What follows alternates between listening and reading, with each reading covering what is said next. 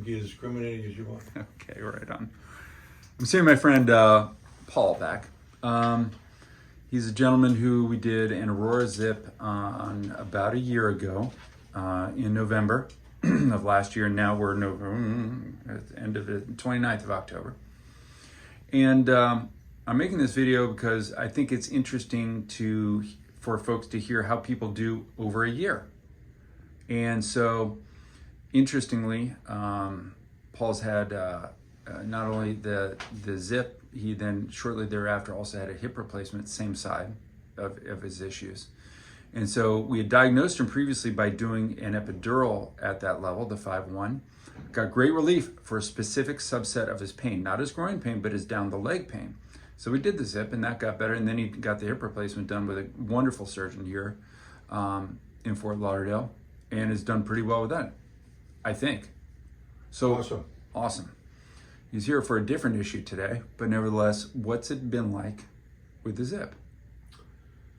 Well, first of all, Dr. McRoberts is a miracle worker. Before I had that surgery with the Aurora Zip, I could barely walk. I had other issues also with my hip, but that was probably 50% of my issues. I had that done last November, and it's been almost a year, and it's just fantastic. I have no pain going down my leg. It took a while for all the pain to subside, but nonetheless, right now I have no pain going down my leg. I can walk again without pain. I do 5,000, 6,000 steps without an issue, sometimes even more. And it's very secure. I don't feel that it's moved one single bit.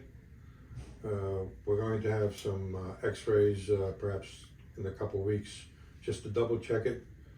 But it's an excellent product, and Dr. McRoberts, I recommend very strongly for doing this surgery. Thank you very much. I appreciate it. All right.